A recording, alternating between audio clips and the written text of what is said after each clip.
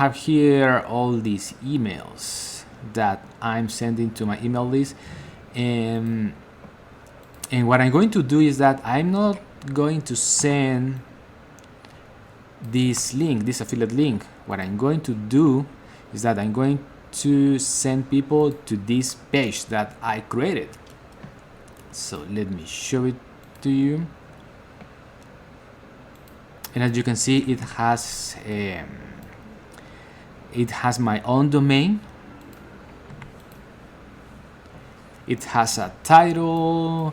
I put here also a YouTube video. It's a review about the product, and when people scroll down, they will see my results by promoting this product. And if they want to take the challenge, they need to click this green button. And so this is the